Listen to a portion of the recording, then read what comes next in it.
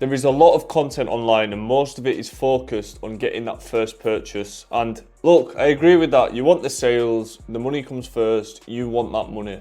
But when you want to make a sustainable long-term business, you've got to go the extra step. And a lot of these videos emphasize on how to make the sales, but they don't emphasize on how to build a long-term business, which in turn is going to make you a lot more money. And one of the most important ways you can do this is customer service.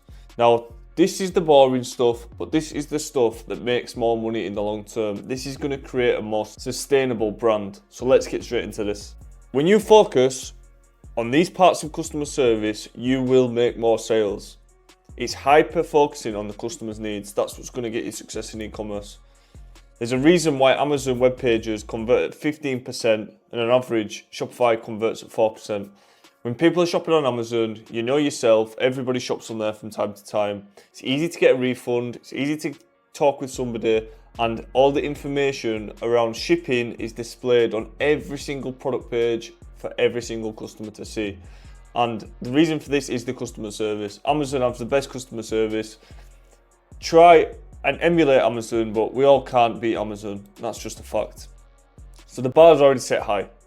Customers are already expecting a good customer service. The majority of customers shop with places like Amazon and they get the type of customer service that Amazon brings. So it's easy to buy, it's easy to return, easy to speak with someone. And a lot of people think customer service, that's just how well you're dealing with post-purchase queries, but that's not it. It's how you are dealing with the customers before and after. It's the full experience with your brand is the customer service. So there's 4 pillars of customer service that you should focus on. We've got delivery time, product quality, communication, and price. So let's have a breakdown of each and why they're important. Delivery time. Now, I know you might be dropshipping, so you're saying, well, the delivery time's not the best. Understand that. But the delivery time should be as fast as possible. But the main thing is the communication.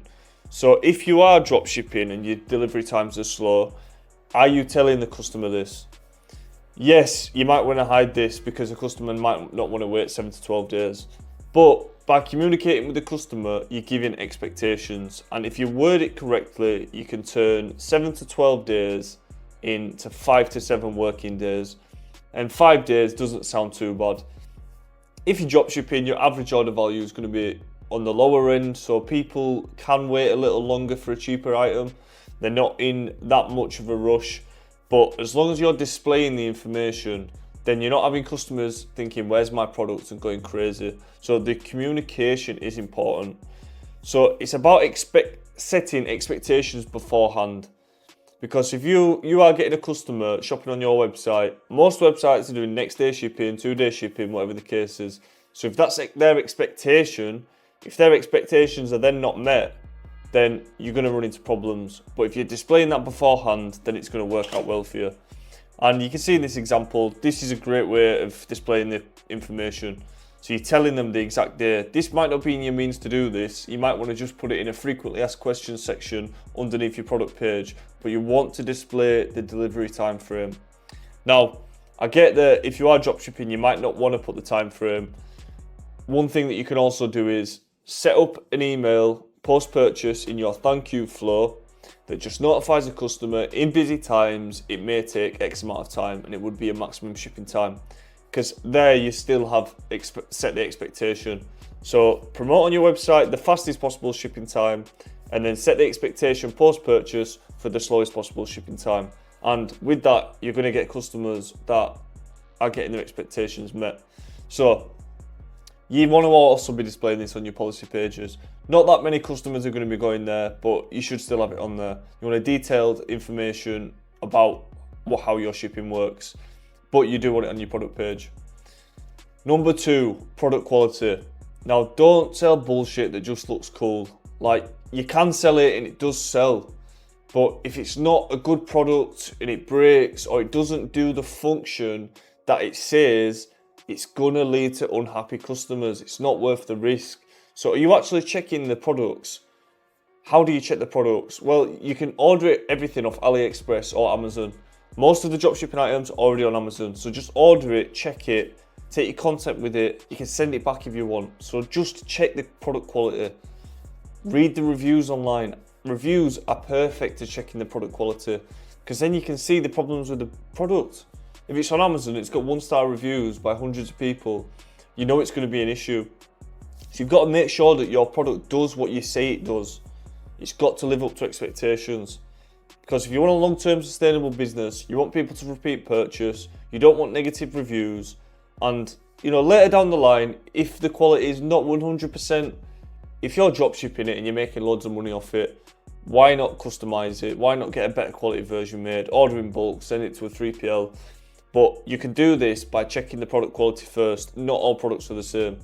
So this is a big emphasis.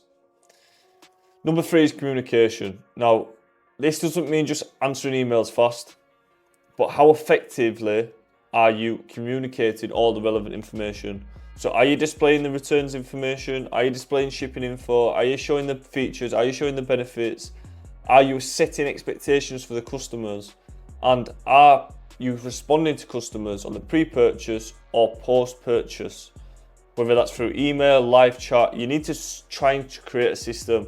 If you're brand new to e-commerce, you're not going to have anybody to answer the emails, it's going to be you. So once you start seeing some sales come in, look at getting a virtual assistant from Fiverr or Facebook groups. You can find this stuff online.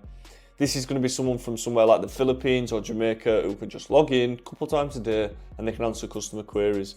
And with that, you're going to get less customers wanting to cancel orders, your returns are going to be handled better, and it's just going to create a better experience. I mean, you know yourself, you've been on a website before and you've tried to get in touch and it's slow response times, it drives you insane.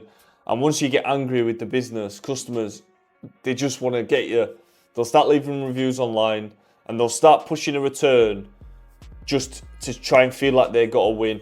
When in reality, if there was someone there to speak to them and they were a good customer service person, then more time people are just wanting to complain about something. If a customer's messaging that angry, if you've got someone who's replying in a well-mannered, polite way, it's hard to keep being angry to that. So it can help with the whole process. So communication is key. And number 4, you've got price.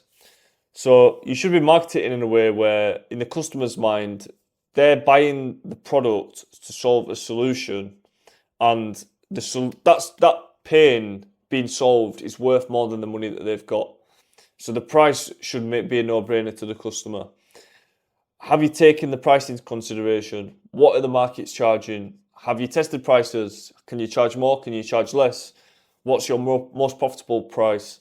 And what's the best selling price? Ultimately, that's the best. So with those 4 principles, you're going to be able to build an ecosystem where customers are just going to have way more fun shopping with your store, and you're going to see those sales materialize over time. So if you want to get ahead in your e-commerce game, focus on these things and it'll materialize into really good business. So with that, subscribe down below if you're not subscribed already. We've got weekly content coming out, sometimes twice a week. If there's anything you want me to cover, drop a comment down below and think about it.